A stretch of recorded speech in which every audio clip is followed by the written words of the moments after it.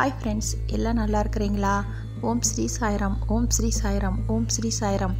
நம் சாயன்பர்கள் அனைவருக்கும் வணக்கம். நம்ம சேனலில் இப்போ தான் நீங்கள் ஃபஸ்ட் டைம் வீடியோ பார்க்குறவங்களா இருந்தீங்கன்னா சப்ஸ்கிரைப் பண்ணிடுங்க. சப்ஸ்கிரைப் பண்ணிவிட்டு பெல் பட்டனை கிளிக் பண்ணி ஆளுங்கிற ஆப்ஷன் கொடுத்துருங்க.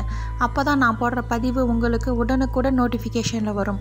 அப்படி நோட்டிஃபிகேஷனில் வந்த உடனே அந்த பதிவை பார்த்து அதனோட முழு பலனையும் பயனையும் நீங்கள் அடையணும். அதுதாங்க என்னோட விருப்பம். சாய்பாவின் அன்பு கட்டளை. ஓகே ஃப்ரெண்ட்ஸ், இன்றைக்கி நம்ம பார்க்க போகிற பதிவு ரொம்ப முக்கியமான பதிவு. இந்த பதிவை முழுவதுமாக கேட்டுட்டு கண் மூடி தூங்குங்க. நாளைய விடியல் அற்புதமான விடியலாகவும் நீங்கள் நினைத்த அந்த நற்செய்தியும் உங்கள் செவிக்கு வந்து சேரும். ஏன் அப்படின்னு பார்க்கும் பொழுது இன்று வியாழன் இரவு. இந்த வியாழன் இரவு நீங்கள் நினைத்த காரியங்கள் நடக்கணும் அப்படின்னு நீங்கள் மனதார என்ன காரியம் நடக்கலையோ அதை நினைக்கிறீங்களோ அந்த காரியத்தை இந்த பதிவை முழுவதுமாக கேட்டுட்டு அதை மனதார நினச்சிட்டு சாயப்பா கிட்ட சொல்லிட்டு தூங்கி பாருங்கள். நாளைய விடியலில் நீங்கள் நினைத்த அந்த நற்செய்தியும் நீங்கள் நடக்கலன்னு நினைத்த அந்த காரியங்களும் வெற்றிகரமாக சாயப்பா நடத்தி கொடுப்பார். என்னை தேடிக்கொண்டு தொலைதூரமோ அல்லது எங்கெங்கோ நீங்கள் செல்ல வேண்டிய அவசியமில்லை. உங்களது உருவத்தையும் பெயரையும் நீக்கினால் உங்களுக்குள்ளும் அனைத்து உயிர்களுக்குள்ளும் உறைந்துள்ள உணர்வு நானே ஆவேன். இதை உணர்ந்து உங்களுக்குள்ளும் மற்ற உயிர்களிடத்திலும் என்னை காண்பீர்களாக.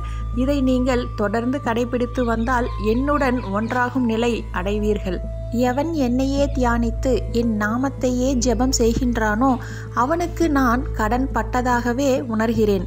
நான் அவனது கடனை தீர்ப்பேன். 6 கடலுடன் ஒன்றாவது போல அவன் என்னுடன் 2 கழிக்கிறான். அதனால் தற்பெருமையையும் அகங்காரத்தையும் ஒழித்து சிறிதளவும் அவற்றின் அடையாளம் தெரியாதபடி என்னிடம் உங்களை பரிபூரணமாக அர்ப்பணிப்பீர்களாக. வாழ்வில் நடப்பவற்றை ஏற்றுக்கொண்டு இறைவன் மீது உண்மையான நம்பிக்கை வைப்பவனே சிறந்த பக்தன். நம்பிக்கை மற்றும் பொறுமை இருந்தால் வாழ்வில் ஒருவருக்கு அனைத்தும் கிடைக்கும். என் பக்தன் வீட்டில் அன்னமில்லை, உடுக்க துணியில்லை, செல்வமில்லை, உடல் நலமில்லை என்ற சொற்களே உண்டாகாது.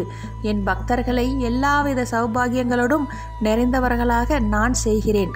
கல்லறைக்குள் இருந்தாலும் நான் உயிரோடும் சக்தியோடும் இருப்பேன். நீ எங்கு இருந்தாலும் என்னை நினைத்தால் உன்னுடன் நான் இருப்பேன்.